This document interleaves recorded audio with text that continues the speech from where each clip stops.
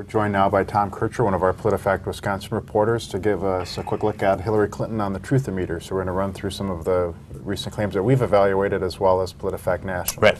Okay, so our first claim is one that we did just this week, and this is where Hillary Clinton says Scott Walker rejected legislation to make college loan payments tax deductible, and the result was to raise taxes on students.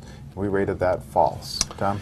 Yeah, so two parts here. When she says he rejected the legislation, it actually never got to his desk. There was not a vote in the legislature on the bill, not even in a committee. So we don't know if he had gotten the bill, whether he would have rejected it or approved it.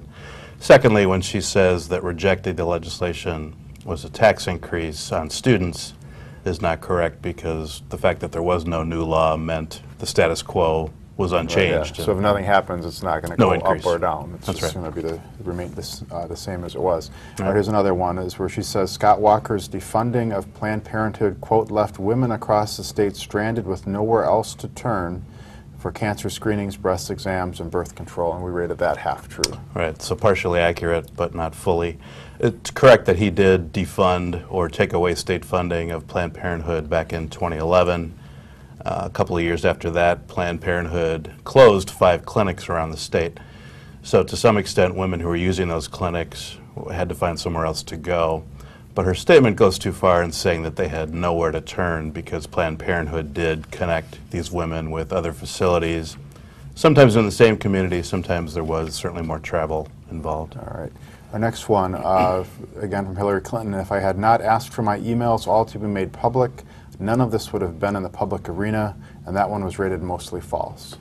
There's an element of truth here in that Mrs. Clinton's request of the State Department to release the emails certainly was a key factor in getting them rolled out. But her statement is misleading in the sense that it was her practice in the first place that kept them private. She had a private server rather than using the State Department email system. And she only asked that the emails be released after that private server was revealed by the New York Times. All right. The next one, the stock market does better when you have a Democratic president in the White House, and that claim was rated mostly true. Mostly true. The numbers bear it out. Going back more than 100 years, the stock market returns are higher when a Democrat is in the White House. But our colleagues in fact-checking this pointed out that certainly there are other factors affecting the stock market: which parties in Congress, economic trends, not just which parties in the White House. All right. Yep. The next one, the top 25 hedge fund managers are making more than all of America's kindergarten teachers combined, and that one was rated true. Yeah, the numbers bore this out as well. The federal figures showed that all the kindergarten teachers in the country make about $8.5 billion a year. There was not a hard number for the top 25 hedge fund managers, but the best estimates showed they made about $3 billion a year more.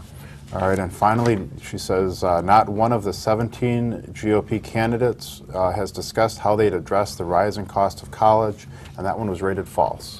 Yeah, the key phrase here is not one. So certainly some of the Republican candidates have not talked much about college, but others have. Marco Rubio has made college funding a big part of his platform. Chris Christie has talked about trying to rein in college costs. Carly Fiorina has talked about getting private banks to compete for loans. So certainly some of the GOP candidates have talked about it. All right. Well, thanks, Tom. And for those of you who are interested in these fact checks and more, you can find them all at PolitiFactWisconsin.com. If you hear anything from Mrs. Clinton's speech tonight that you want us to fact check, you can email us at PolitiFact@JournalSentinel.com.